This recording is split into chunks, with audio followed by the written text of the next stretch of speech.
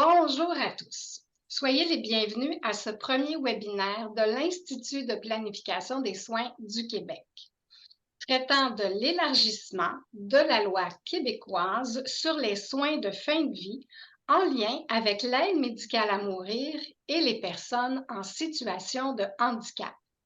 Laissez-moi tout d'abord vous présenter nos deux conférencières, en commençant par Madame Danielle Hudon.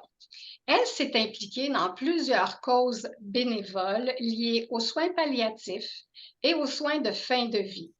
Entre autres, elle a publié un livre concernant les soins palliatifs pour ensuite s'investir auprès de l'Association québécoise pour le droit de mourir dans la dignité.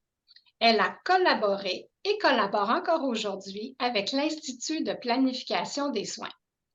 Maître Danielle Chalifou, quant à elle, est spécialisée en droit de la santé et elle s'intéresse à l'aide médicale à mourir depuis plusieurs années.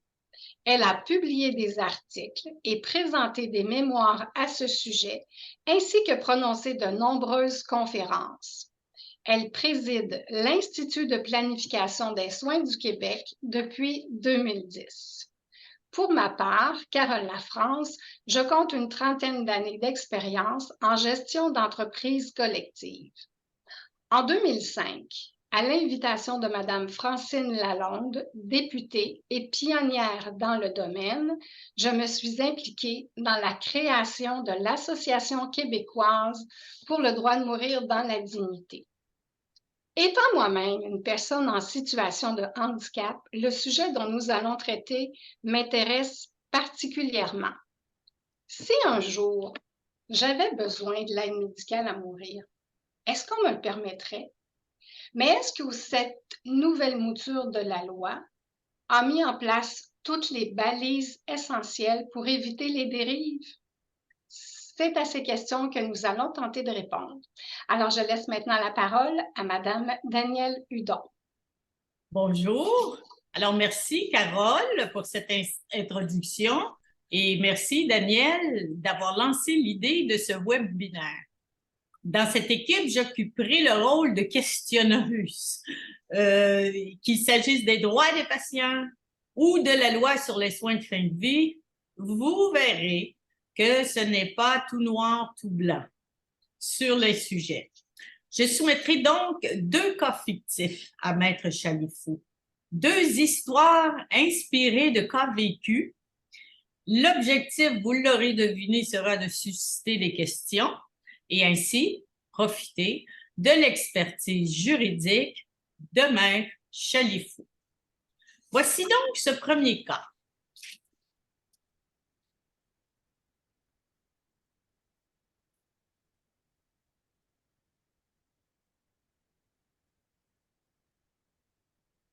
Il s'agit d'un récit fictif inspiré d'une personne que j'ai rencontrée il y a quelques années, M. Jean Brault. À l'époque, je m'impliquais bénévolement pour l'Association québécoise pour le droit de mourir dans la dignité. M. Brault a demandé l'aide de l'association, mais nos meilleures intentions se sont soldées par une impuissance totale. Tout le monde était coincé. Mes échanges avec lui m'ont touché profondément et son histoire m'a inspiré le cas qui suit, celui de Marc. Marc a vécu une vie bien remplie, jusqu'à ce qu'un accident vasculaire cérébral affectant le cervelet et le tronc cérébral le laisse avec des séquelles irréversibles. Difficulté d'élocution, tétraplégie, lui laissant une mobilité réduite au bras gauche. Ces 10 dernières années, Marc les a passées à l'hôpital avant de revenir à la maison où on a installé un levier sur roue pour que des préposés du CLSC le transportent matin et soir. De son lit au fauteuil motorisé avec bascule, puis du fauteuil à son lit. J'oubliais. 2 fois par semaine, du lit au bain et du bain au fauteuil ou au lit. Marc était policier au centre-ville de Montréal. Époux et père dévoué, sportif, bénévole pour les grands frères, d'un seul coup, sa vie a basculé. L'accident, les soins intensifs pendant des semaines, la physiothérapie, l'orthophonie, l'ergothérapie et j'en passe. Malgré tous ces efforts, seul son bras gauche restera partiellement fonctionnel. Avec courage, détermination et persistance, Marc a surmonté bien des obstacles, et fait bonne figure devant ses proches. Mais seul, il pouvait se laisser aller. Son existence n'était qu'un affreux supplice. Douleurs lombaires persistantes, sciatique, brûlures sur la peau irritée, arthrose, maux de tête, nuit blanche, et j'en passe. Sa vie se déroulait d'attente en attente pour être levé, couché, nourri, lavé, habillé, déshabillé, attendre des heures avant d'être changé, attendre de longs mois pour voir un spécialiste, attendre pour le transport adapté, attendre la mort libératrice. En 2012, tout bascule. Il en a pris, mais à un moment donné, c'était assez. Il entame des démarches pour se prévaloir d'un suicide assisté chez Dignitas en Suisse. Je ne vous énumère pas ici tous les documents demandés avant d'accepter une demande comme celle de Marc. Mais entre autres, un rapport de son neurologue et un rapport d'un psychiatre. Il obtient celui du neurologue, mais celui du psychiatre tarde et tarde. Et tous les documents présentés ne doivent pas dater de plus de 3 ou 4 mois. Lorsque le rapport du psychiatre arrive enfin, celui du neurologue est périmé. Il faudra compter de 6 à 8 mois avant d'avoir un rendez-vous.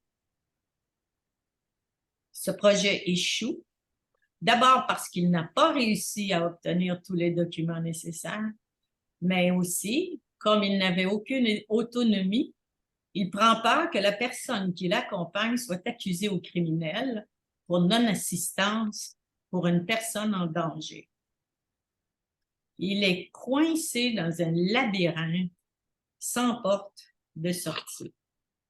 L'espoir renaît en décembre 2015 avec l'entrée en vigueur de la loi québécoise sur les soins de fin de vie. Il est loin de se douter qu'il devra se faire violence pour y avoir droit. Le chemin ne sera pas de tout repos. En effet, un docteur lui explique qu'il satisfait tous les critères nécessaires, sauf un. Il n'est pas en fin de vie. Pire qu'un coup de couteau en plein cœur pour Marc. Cette nouvelle le déstabilise complètement. Animé par un profond désir de mettre un terme à tout ça, Marc entame un arrêt de manger qui durera 45 jours, accompagné vers la fin d'un arrêt de boire total. Une véritable torture.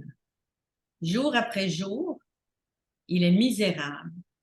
Tout ça pour répondre aux critères de fin de vie. Son état atteint finalement un point de non-retour. Fin avril 2016, sa demande pour l'aide médicale à mourir est acceptée. Une véritable libération. Début mai, le médecin administre le soin. Ses proches ont accompagné Marc jusqu'à la fin et ils ont respecté sa volonté jusqu'au bout. Tous, sans exception, auraient tant souhaité un départ plus facile pour lui que de souffrances physiques et psychologiques inutiles. Ces années d'enfer, ces derniers mois, son jeûne, son corps décharné, la souffrance de sa déshydratation, son épouse m'a avoué y penser souvent, surtout la nuit, comme si ces pensées ne disparaîtraient jamais. Pour Pour ce premier cas, Maître Chalifou, ma question est la suivante. La loi a-t-elle évolué depuis ce temps? Que pourrait espérer Marc aujourd'hui? Alors, c'était notre premier cas. Maître Chalifou répondra à la fin. Et moi, je vais enchaîner avec un deuxième cas qui est complètement différent. Pour ce deuxième récit fictif, je tiens à remercier M. Jacques Larrivé de m'avoir offert si généreusement de son temps et de m'avoir inspiré si bien. Vous trouverez son histoire sur le site de l'Institut de planification des soins. Après la lecture de ma fiction, Maître Chalifou enchaînera pour faire la lumière sur ce cas. Voici donc ce médecin qui se retrouve devant sa patiente. Je suis médecin de famille depuis plus de 25 ans et devant moi se tient Jacinthe, ma patiente de très longue date.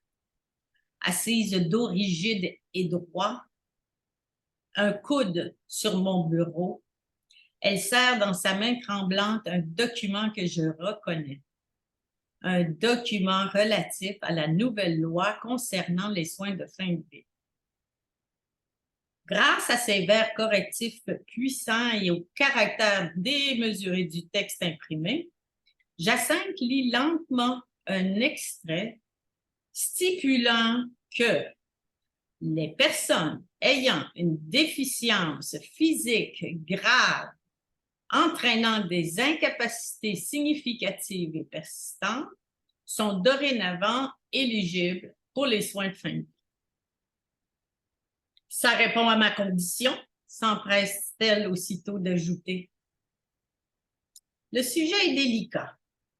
Le médecin se cale dans son fauteuil, prêt à écouter Jacinthe jusqu'au bout. Docteur, enchaîne-t-elle, j'ai 52 ans et dans quelques années, j'ai peur de devenir complètement aveugle à cause de ma rétinite pigmentaire. C'est le diagnostic que l'on m'a balancé par la tête à l'âge de 27 ans, dans une salle d'attente, devant des inconnus, sans tambour ni trompette. Bye, madame, au suivant. Après la bombe, j'ai marché pendant des heures. J'avais l'impression de caler dans l'asphalte jusqu'aux genoux. Ma vie basculait. Je me suis dit, mon chum va me quitter, je ne pourrai plus exercer ma profession d'architecte, je ne pourrai plus conduire mon véhicule ni faire de vélo. Je n'aurai jamais d'enfant, vu l'hérédité de cette cochonnerie. Et vous savez quoi, docteur? Tout ça est arrivé, et plus encore. Ce jour-là, je me suis promis à moi-même que lorsque j'atteindrais le bout du rouleau, je m'enlèverais la vie. Aujourd'hui, mon champ de vision tourne autour de 15 degrés. Placez vos bras en croix à 180 degrés. Vous voyez vos mains? C'est votre champ de vision. Derrière, plus rien. Est-ce noir? Non. Eh bien, moi, c'est pareil, mais à 15 degrés au lieu de 180, et ce champ de 15 degrés est affecté par la myopie. Ma vision de loin, c'est une chose. Ma vision de proche, une autre. Je suis épuisée. L'anxiété me paralyse plus que jamais. Mon cerveau compense tout le temps. Quand je me retrouve dans un nouvel environnement, tant que mon cerveau n'a pas enregistré l'environnement, je vois juste mon champ. J'ai passé les 25 dernières années à m'adapter, à chercher des solutions. Je n'en trouve plus, je suis devant un mur. Vous savez ce que c'est que de toujours avoir peur? Peur d'être un poids pour mes proches, peur de traverser certaines artères, peur de ne plus pouvoir utiliser les technologies qui changent sans arrêt. La liste est si longue. Et le deuil de la conduite automobile. Fini l'autonomie. Là, vive le maudit transport en commun. Et la frustration lorsque les gens me coupent dans les corridors du métro et me disent « Hey, tu peux pas faire attention? » parce que je leur fonce dedans. Depuis longtemps, je me sens inférieure à l'autre. Combien de fois dans ma tête, chez des amis, dans un environnement nouveau, mon niveau d'anxiété grimpe au plafond. Je renverse mon verre de vin parce que je me heurte à quelqu'un. Je me blesse sur le coin d'un meuble. Je trébuche sur le chien ou écrase la queue du chat. Certaines personnes sont compréhensives, d'autres croient que je ne les entends pas soupirer. Les rapports humains changent en voyant de moins en moins. C'est tout un deuil, pire que le deuil de la voiture. Ils parlent de randonnée à vélo, de voile ou de ski. J'ai l'impression de sortir de leur circuit. Non, non, non, ce n'est pas une impression. Je sors carrément de leur circuit. J'en viens à préférer rester seule au deuxième étage de mon 3,5 rue Papineau, malgré le bruit. Ah, le bruit. C'est mon cauchemar. Ma sécurité est de plus en plus liée à l'écoute de ce qui se passe. C'est dur à comprendre pour un voisin de 18 ans qui fait des parties, veille jusqu'à 2 heures du matin. Mais je n'ai pas le choix. Je n'ai pas les moyens pour mieux. Ma pauvreté me handicape, elle aussi. C'est injuste, mais c'est ainsi. Pas facile de trouver du travail pour n'importe quelle personne handicapée. Aujourd'hui, je fais de l'entretien ménager dans un hôtel. En plus de ma cécité, à force de lever de lourds couvre-lits, je passe de tendinite à bursite, de bursite à capsulite. Je ne pourrai plus faire ce métier encore longtemps. Et là, ne venez pas me dire de consulter un psy ou de m'inscrire à des week-ends de croissance personnelle. Je n'en ai pas les moyens. Depuis que le monde est monde, les mieux nantis comme vous s'en tirent toujours mieux. Ne me parlez pas de faire partie d'un groupe d'échange, j'en ai marre d'entendre la misère des autres. Marre d'entendre les sermons de ma travailleuse sociale ou d'aller chercher des services à l'Institut Nazareth et Louis Braille ou de me faire conseiller des livres de psycho à la con avec leur crise de lâcher-prise. Oh! Je suis désolée, docteur, pour le langage. Surtout, je vous préviens, vous pouvez ranger votre carnet de prescription. Vos antidépresseurs ne me rendront jamais la vie. Et lorsque je serai complètement aveugle, d'ici peu, aucune substance chimique ne me donnera le bonheur. Elles m'engourdiront tout au plus et je déteste l'effet. J'aurais voulu réapprendre à vivre encore, mais je n'y arrive plus. Et ce qui s'en vient me terrifie. Chaque jour, chaque nuit, je n'ai aucun plaisir à vivre. Ce n'est plus une question de haut et de bas passagers. Ce ne sont que des bas. Du temps pour aller mieux, je n'en veux plus. J'aurais souhaité bien vivre avec mon handicap et trouver ma place, mais je ne l'ai pas trouvé. Les contes de fées sont rares pour les personnes handicapées et le long chemin que j'ai parcouru m'a littéralement vidé. Personne ne peut se mettre dans ma peau et vous non plus. Je suis allée au bout de mes capacités et c'est à moi à en juger, à personne d'autre. Ma demande est très simple. Je veux l'aide médicale à mourir et c'est à moi de décider. Ma patiente a terminé sur ces mots. Sa demande est-elle effectivement si simple? Je n'en suis pas convaincue, se dit le médecin. Ma compassion me dit oui, mais si j'étais radiée pour avoir pratiqué une aide médicale à mourir pour quelqu'un qui n'y avait pas droit. Suite à ce deuxième cas, M. Chalifou, ma question est la suivante. La nouvelle loi ouvre-t-elle la porte à des cas comme celui de Jacinthe? Alors, je vous laisse la parole. Je vous remets l'écran. Merci beaucoup, Madame Hudon. Et, Des témoignages l'image? Bon. C'est bon, parfait, très bien. Alors, avant de commencer dans un PowerPoint que moi aussi j'ai préparé, je voulais simplement vous remercier de ces témoignages qui sont excessivement émouvants, puis qui démontrent combien, qu'on soit en fin de vie ou victime d'un handicap, d'une maladie qui génère des handicaps graves, comment est-ce que la détresse peut être présente. Alors, on va répondre à vos questions. Seulement aussi, je dois dire que, étant donné que je ne suis pas médecin, je ne peux pas donner d'opinion médicale, ni pour Monsieur Brault, c'est-à-dire Marc, et ni pour Jacinthe, mais moi, je vais m'occuper plus de vous entretenir au niveau du volet juridique. Alors, je vais commencer par vous présenter mon PowerPoint. Ça ne sera pas très long. On va faire le... Voilà.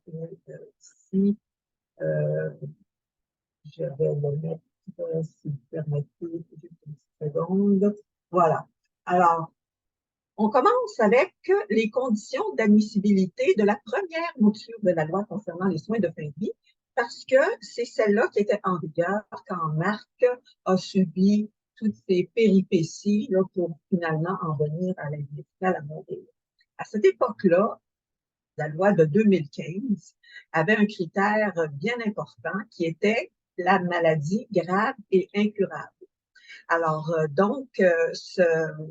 cette façon de voir la maladie et même le handicap, a fortiori, il fallait être donc en fin de vie, ce qui était très important aussi. Alors, inconstitutionnel depuis l'arrêt Truchon et Gladue. Alors, j'imagine que vous savez que maintenant, Monsieur Marc n'aurait pas besoin d'être en fin de vie parce que ce critère-là n'existe plus dans la nouvelle loi. Elle a été déclarée inconstitutionnelle depuis l'arrêt Truchon de la vie. Alors, l'article 26 de la loi à l'époque aussi mentionnait que la situation médicale de la personne se caractérise par un déclin avancé et irréversible de ses capacités. Alors, on va voir maintenant dans l'autre cas que vous nous avez soumis, Madame Hudon, celui de Jacinthe, que ceci va prendre une importance très, disons qu'on va mettre l'accent là-dessus tout à l'heure. Bon, il fallait que la personne éprouve des souffrances physiques. Je vous l'ai mis ici, les souffrances, parce que nous savons tous que c'est très important dans toute la démarche de l'aide médicale à mourir, mais on n'en reparlera pas tellement parce que je pense que ça, c'est vraiment connu. Alors, notre principal sujet aujourd'hui, c'est l'adoption de la nouvelle mouture de la loi concernant les soins de fin de vie, qui a été adoptée en juin, je crois que c'est le 9 juin, si je ne me trompe pas, si je ne m'abuse, 2023, au sujet du handicap. Parce que le handicap, dans l'ancienne loi, n'existait pas comme condition d'admissibilité au provincial, alors qu'il existait au niveau fédéral. Il était donc grand temps que le Québec s'ajuste avec la loi fédérale et permette le handicap. Alors, ce qui est maintenant permis. Nous allons ensuite voir un peu dans quelle mesure cette nouvelle approche donc de l'aide médicale à mourir s'introduit dans notre droit. Alors, c'est à l'article 26, toujours, mais qui est modifié comme ceci. Alors maintenant, pour obtenir l'aide médicale à mourir suivant une demande contemporaine, c'est bien spécifié parce qu'on n'est pas ici dans les demandes anticipées, une personne est atteinte d'une maladie grave et incurable et sa situation médicale se caractérise par un déclin avancé et irréversible de ses capacités. Voyez-vous, à ce niveau-là, au niveau de la maladie, il n'y a rien de changé parce que c'est encore les mêmes critères qui président à l'admissibilité. Ce qui est différent, c'est que la personne qui est atteinte d'une déficience physique grave entraînant des incapacités significatives et persistantes va pouvoir maintenant demander l'aide médicale à mourir. Alors, c'est dans ce cadre-là qu'on va voir si Jacinthe, par exemple, pourrait demander l'aide médicale à mourir et on va voir un peu aussi là, les conditions et peut-être les difficultés d'application.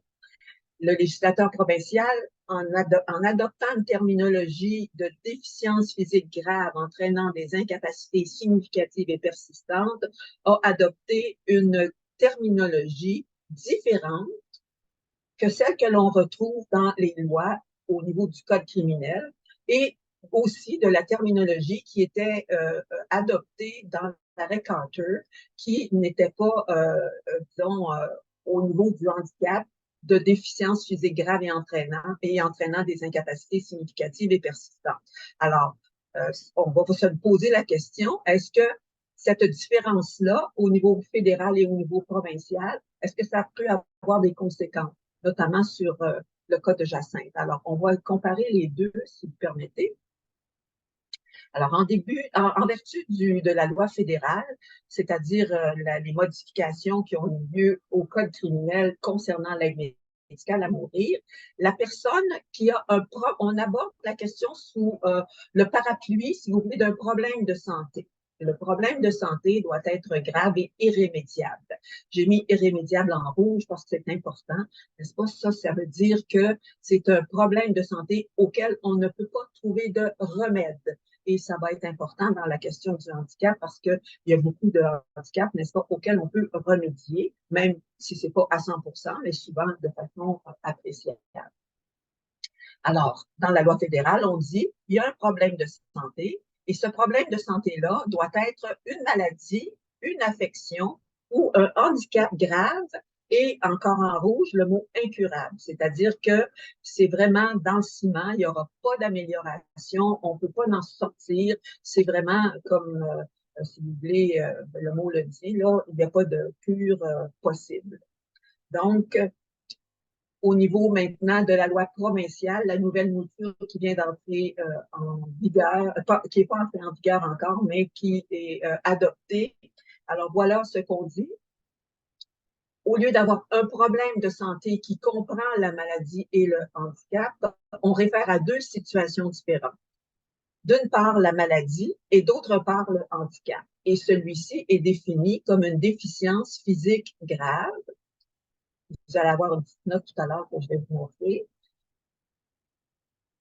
Et on a fait disparaître le critère qu'on retrouve au niveau fédéral et qu'on retrouve aussi quand il s'agit d'une maladie, c'est-à-dire le déclin avancé et irréversible des capacités, alors qu'ici, au niveau fédéral, la situation médicale se caractérise par un déclin avancé et irréversible des capacités.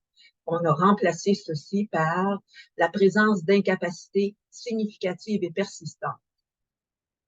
Alors, je pense que d'emblée, avec une définition des mots que tout profane peut connaître, on imagine que les mots irrémédiables, incurables et irréversibles sont disparus de la loi provinciale, remplacés par incapacité significative et persistante. Il y a ici, je crois, une différence. Mais rappelons-nous aussi que dans la loi fédérale, il n'y a qu'un seul régime pour la maladie et le handicap. Et dans la loi provinciale, il y a deux régimes distincts, un pour la maladie et l'autre pour le handicap. Alors ici, vous avez des références que je vous ai indiquées, que vous pouvez consulter si vous voulez, qui fait que je voulais souligner aussi que, vous savez, des définitions de la déficience physique grave avec des incapacités significatives et persistantes a été inspirée d'une loi qui est une loi qui vise l'intégration scolaire, professionnelle et sociale des personnes en situation de handicap. Les mots significatifs et persistants ont été, à l'occasion, dans certaines jurisprudences aussi, interprétés. Par exemple, on peut dire que dans une jurisprudence que je vous cite, c'était dans le cadre d'un refus de logement à une personne épileptique. Bien, le mot, disons, significatif a été plutôt défini comme une affection ordinairement manifeste, c'est-à-dire qu'on peut la voir de l'extérieur, elle est manifeste. Et qui, au niveau de la question de la persistance, on a dit que quand ça venait par crise, ça n'avait pas de caractère persistant. Mais ça, c'est une définition parmi bien d'autres. Et ce que j'aimerais que vous rappeliez ici, c'est que, vous savez, les lois, on les interprète vraiment de façon différente dans les définitions particulièrement quand on dit que pour l'application de la présente loi, bien, voici le terme XY va signifier telle chose. Parce que ça ne signifie pas toujours la même chose, dépendamment de la loi à laquelle on veut référer. Et je vais vous donner un exemple tout à l'heure de ça aussi.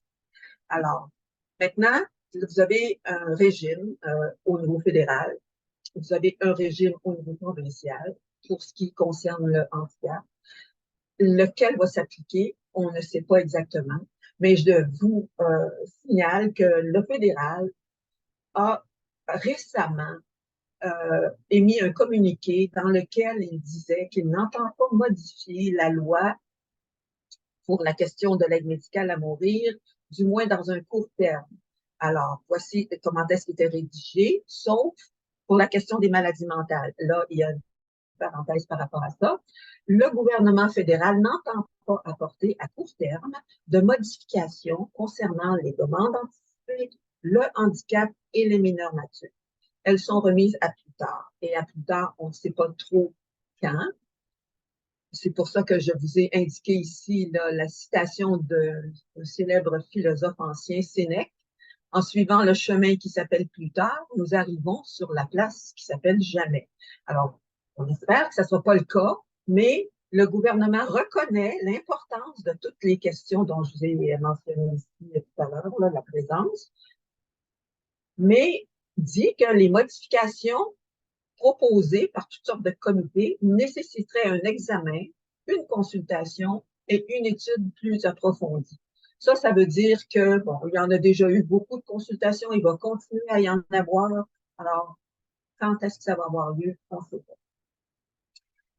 Maintenant, on va aller dans les mesures pour éviter les abus parce que, étant donné que le handicap contient des dispositions qui parlent d'incapacité significative et persistante, de déficiences graves, sans déficience physique grave, sans mentionner vraiment tout le caractère irréversible de la chose, incurable et irrémédiable, etc. Bien, c'est sûr que les balises deviennent très importantes. Et là, on se rapporte un peu à la question de la situation de Jacinthe que Mme Hudon nous a si bien décrite. Elle est une personne handicapée. La première chose dont on doit se préoccuper aussi, elle est handicapée suite, j'ai noté, j'espère ne pas me tromper, à la suite d'une rétinite pigmentaire qui lui enlève beaucoup de vision. La rétinite pigmentaire, est-ce une maladie?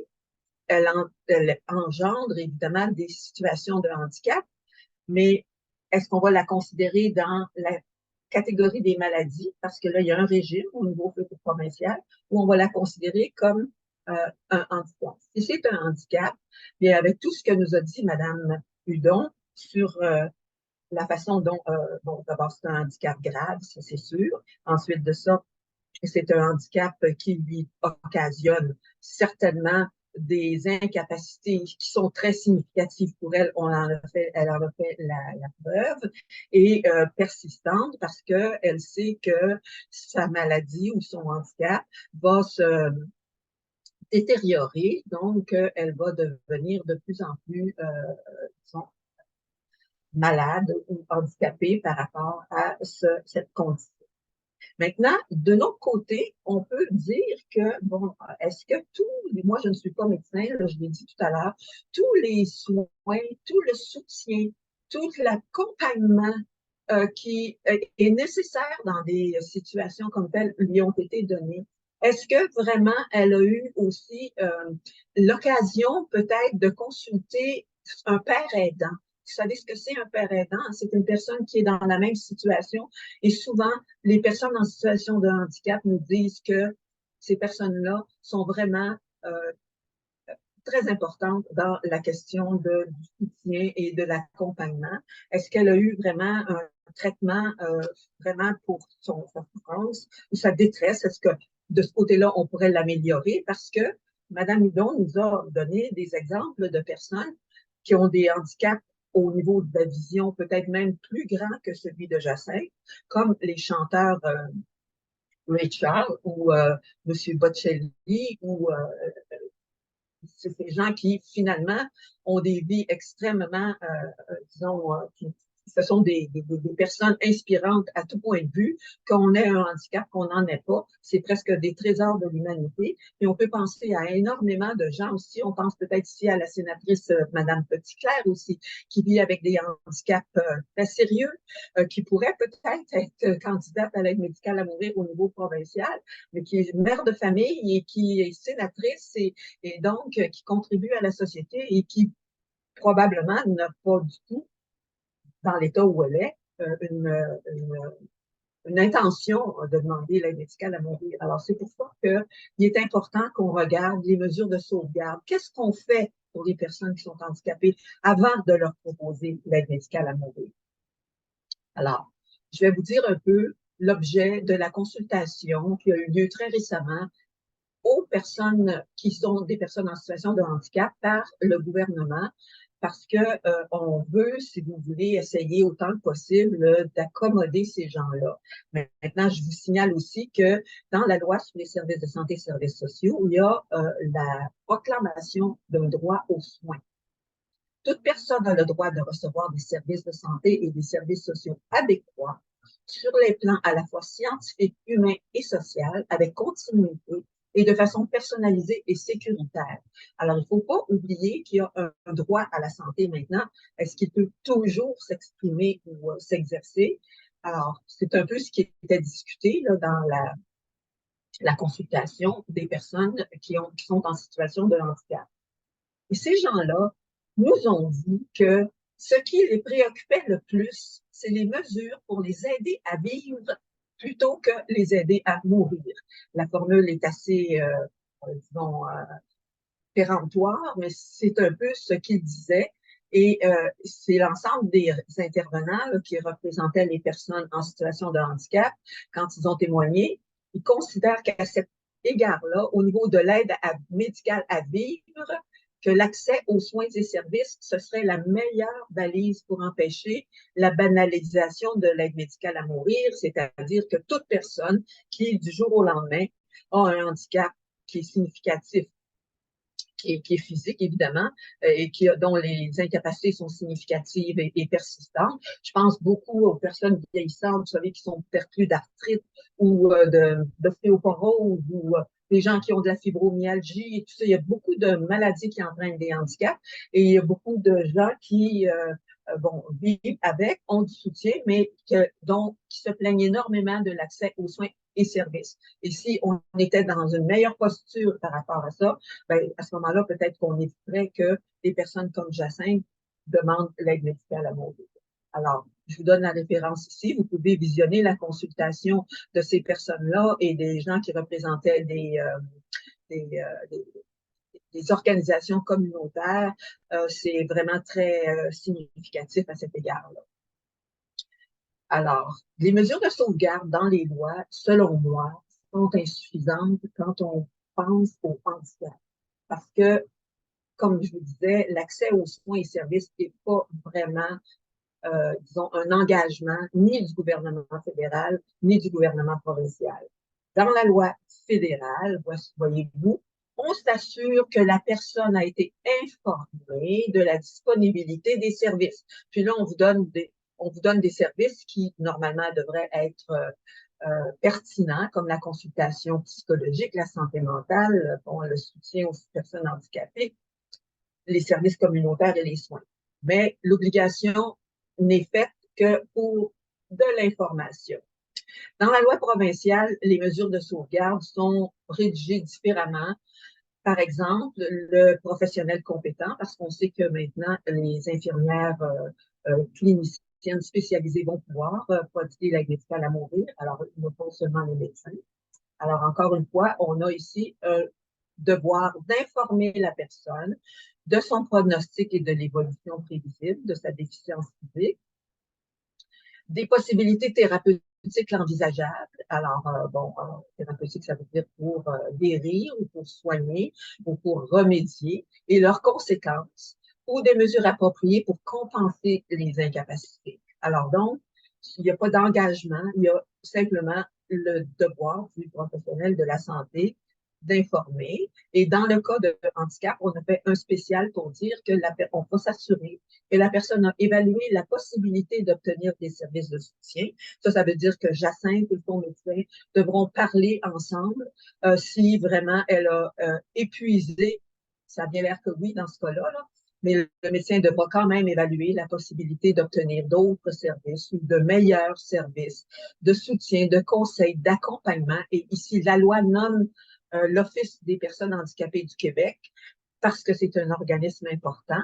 Et puis, ou bien non, un organisme communautaire autre, ou, comme je vous disais tout à l'heure, un père aidant pour une assistance au fin d'amorcer une démarche de plan de service à son égard. Alors, on est dans vraiment l'information, le fait d'essayer de référer à d'autres personnes, mais pour amorcer une démarche de plans et services. Donc, je ne crois pas que Jacinthe soit dans cette catégorie-là. Donc, voilà. Alors, j'attendrai les questions, Madame Hudon ou Madame Lafrance, parce que pour moi, j'ai donné l'essentiel un peu. Je vais vous donner un peu la conclusion. Alors, l'admissibilité de l'aide médicale à mourir aux personnes en situation de handicap dans la loi provinciale. Bon, elle reconnaît d'abord leur droit à l'autodétermination, ça aussi, je pense qu'on va en parler dans les questions, et à l'égalité de traitement avec les autres Canadiens, parce que vous savez, il faut quand même là, que la loi fédérale, normalement, elle est faite pour s'appliquer au Canada au complet, y compris le Québec. Bon, alors que c'était une initiative qui s'imposait, ça, il n'y a aucun doute là-dessus. Maintenant, la nouvelle terminologie des déficiences physiques graves qui occasionnent des incapacités significatives et persistantes, ça suggère une vision plus large que celle de la loi fédérale. Et ça risque de susciter des problèmes d'interprétation parce que les critères retenus par la loi provinciale ont été élaborés en référence avec des lois dont les objectifs sont socio-économiques. Je vous en ai parlé tout à l'heure. Alors que ceux de la loi concernant les soins de fin de vie sont nettement d'ordre médical, parce que les objectifs sont, l'objectif principal est dans l'article 1 de la loi, qui dit la présente loi a pour but d'assurer des soins de fin de vie, c'est des soins, on est dans le domaine des soins, dont l'aide médicale à mourir, dans la perspective d'un continuum de soins. Alors, voyez-vous, on n'est pas dans le logement, on n'est pas dans la promotion des personnes en situation de handicap, on n'est pas dans leur vie professionnelle ou etc. Là, on est vraiment dans les soins. Bon, alors les médecins et les infirmières spécialisées vont-elles continuer à se demander quelle est la loi fédérale ou provinciale qu'ils ou elles doivent appliquer?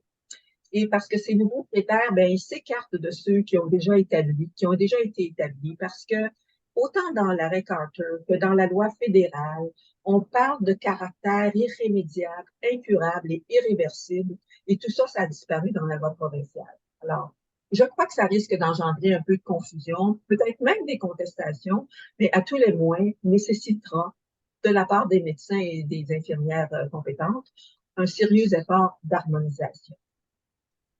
Puis aussi, je termine avec ça, à l'intérieur même de la loi, il y a la création de deux régimes distincts. Alors, on peut se demander, Jacinthe, avec sa rétinite pigmentaire, est-ce que c'est une maladie ou c'est un handicap? On voit ça plutôt comme une maladie congénitale, un accident qui était, la personne a perdu un membre, elle a une paralysie cérébrale. C'est des choses qui sont plus disons, qui ne sont pas liées à des maladies. Alors, donc, on a deux systèmes, celui de la maladie, celui de la déficience.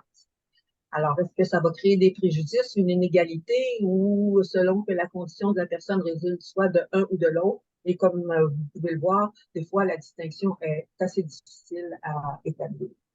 Alors, les mesures de sauvegarde ne sont pas suffisantes, à mon avis, pour éviter le recours à l'AMM de personnes en situation de handicap pour des raisons de manque d'accès aux soins et de services, parce qu'on est facilement, complètement en détresse. Si on essaie d'avoir des soins et services, on ne les a jamais et on pourrait se retourner vers la demande d'aide médicale à mourir. Alors, je vous pose une question à mon tour.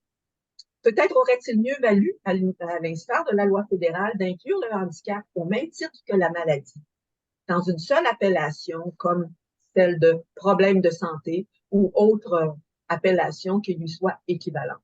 Alors ici, je vous mets problème de santé, maladie, handicap, comme dans la loi fédérale. Alors si maintenant, moi, je vais terminer ici et je vais demander à mes collègues si elles ont des questions à poser.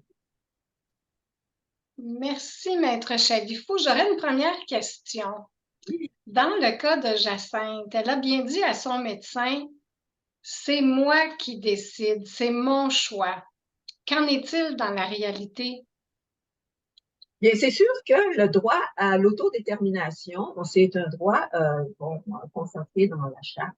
C'est bien important de permettre à toute personne de prendre ses propres décisions, d'avoir un contrôle sur sa vie et notamment sur sa santé. Mais tant l'arrêt Carter que la loi fédérale et même que la loi provinciale, n'est-ce pas, permettent et donnent un droit à l'aide médicale à mourir, mais selon certaines conditions.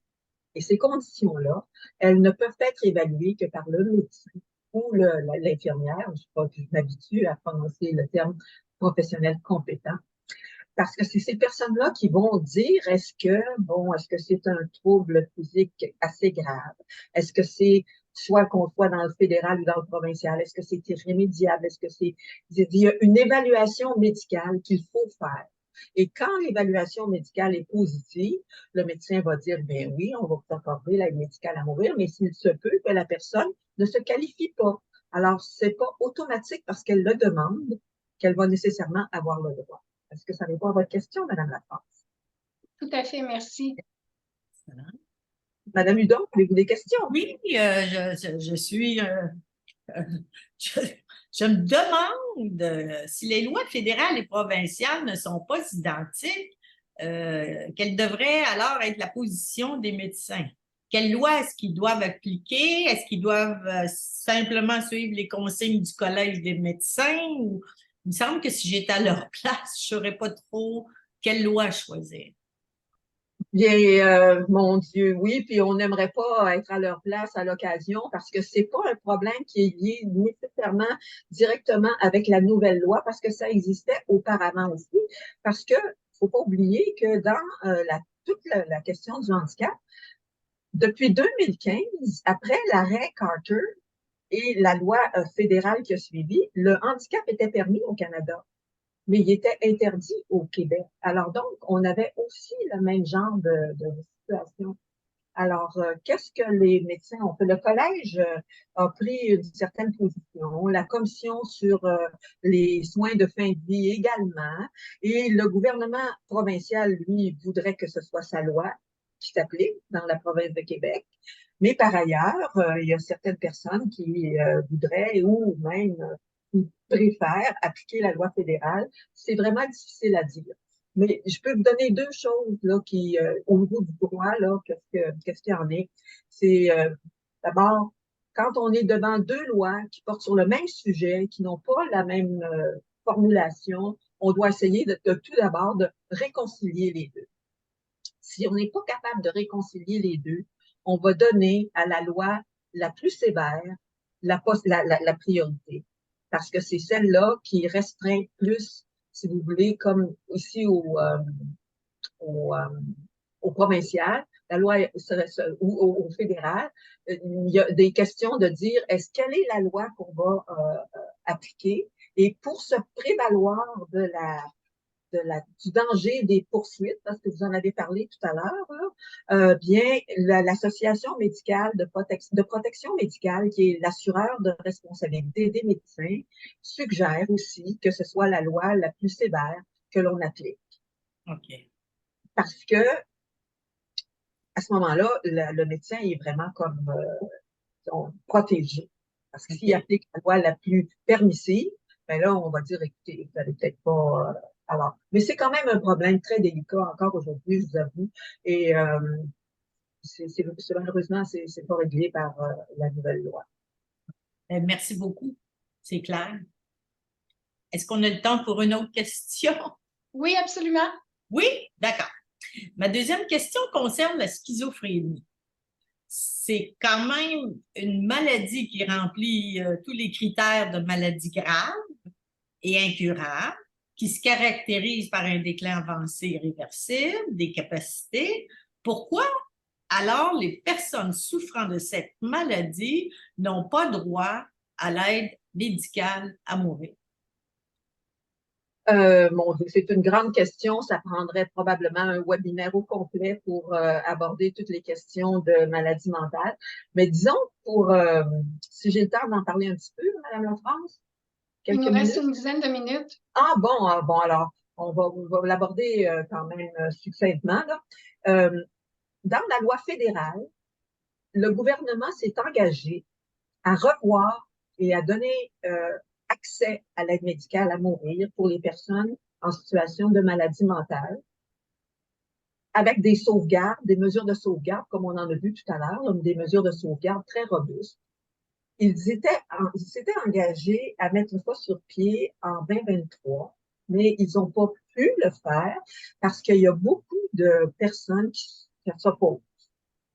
Notamment, le gouvernement, le Parti conservateur fédéral, à l'occasion des multiples consultations, études, etc., qui ont eu lieu, a déposé un rapport fortement inspiré d'une opposition à l'aide médicale à mourir pour les personnes en situation de maladie mentale. Donc, il n'y a pas du tout d'unanimité, il n'y a pas de consensus par rapport à ça. Alors là, ils ont demandé un report jusqu'en 2024. Ça, c'est au fédéral. On verra en 2024 qu'est-ce qui va se produire. Il peut y avoir des élections, il peut y avoir que le gouvernement change, que ce soit le Parti conservateur. À ce moment-là, ça va plutôt être leur opinion. C'est pour ça que je vous avais mis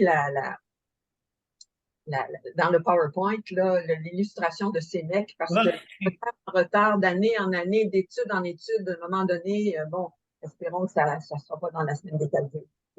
Alors, et au provincial, excusez-moi, pour terminer, au provincial, il y a un article dans la nouvelle mouture de la nouvelle loi, qui dit précisément que pour les fins, comme on disait tout à l'heure, vous savez, des définitions, ça peut changer, hein, dépendamment de la loi. Pour les fins de l'application de la loi sur les soins de fin de vie, la maladie mentale n'est pas considérée comme une maladie.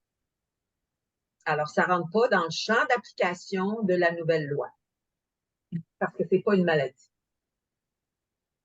Mais ça s'appelle maladie mentale. Oui, mais tout le monde, on sait tous, Madame Hudon, que c'est une maladie. Ceci veut dire, nous, législateurs, présentement, on ne veut pas se pencher là-dessus. Ah! Okay. Voyez-vous? Voilà, c'est ça. Merci pour votre clarté. C'était vraiment super. Alors, si jamais il y a quelqu'un qui a une autre question, s'il nous reste encore un peu de temps, ça me fait plaisir. Mais si je peux me permettre. Ah, vas-y, Carole. Toute petite question. On a le temps juste pour une petite question, Madame Hudon. À moi? Oui. Oh! Qu'est-ce que c'est votre question, Madame Hudon? Oh, mon autre question. Je pensais que Carole voulait me poser une question. Je suis désolée. OK. Ma dernière question. OK. Alors, les directives médicales anticipées pour les maladies comme le Alzheimer, OK. Il y a un projet au provincial avec lequel ils vont, ceux qui ont le problème de la maladie d'Alzheimer vont pouvoir écrire des directives anticipées, mais pas au Canada. Et là encore, je me dis, si on les remplit au Québec, puis que c'est pas légitime au Canada, est-ce que ces directives-là vont avoir une bonne valeur légale? Mon Dieu, ça c'est. Je suis désolée de vous dire, Madame Hudon, que je ne peux pas répondre en 2 minutes, ni même ça va vraiment prendre et on pourrait peut-être s'engager à faire un autre webinaire là-dessus. Parce que les directives médicales anticipées, de toute façon, là, ils sont dans la loi, la nouvelle loi. La loi est adoptée, mais leur mise en vigueur ne sera pas avant 2 ans. Oui. Première chose. Donc, dans 2 ans. Et dans 2 ans, comme je vous disais tout à l'heure, le gouvernement fédéral n'a pas l'intention de modifier sa loi à court ni à moyen terme pour l'instant. Donc, il ne modifiera pas sa loi pour les demandes anticipées. Donc, est-ce que le gouvernement fédéral va les mettre en vigueur ou pas? Point d'interrogation. Personnellement, au niveau moi, je crois que les demandes anticipées sont de juridiction provinciale. Parce que Ah, c'est voyez-vous, une demande anticipée, c'est l'exercice d'un consentement au préalable à l'aide médicale à mourir. Toutes les questions de consentement, ce sont des questions qui sont de juridiction exclusivement provinciale. Alors, personnellement, je crois qu'il n'y aurait pas aucun problème à instaurer, mettre en vigueur ces demandes anticipées au Québec, mais il y a de l'obstruction et il y a des gens qui considèrent qu'on ne devrait pas, qu'on devrait attendre le fédéral. Alors, on verra. OK. Merci pour vos explications. Ça fait plaisir. J'ai terminé. Alors, OK. merci beaucoup, Madame Danielle Hudon. Merci beaucoup, Maître Daniel Chalifou. Je crois qu'on a répondu à certaines questions, mais ce sont des sujets très délicats. C'est quand même un peu normal qu'il reste encore des questions. Alors, nous espérons que ce webinaire a su vous intéresser à cette cause très importante pour la dignité et pour le respect des droits de toute personne vivant avec une situation de handicap au Québec. Merci à tous de votre attention. Merci, tout le monde.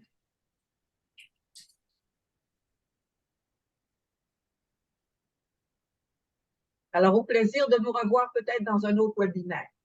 J'espère. C'était tellement intéressant. Merci, tout le monde. Merci.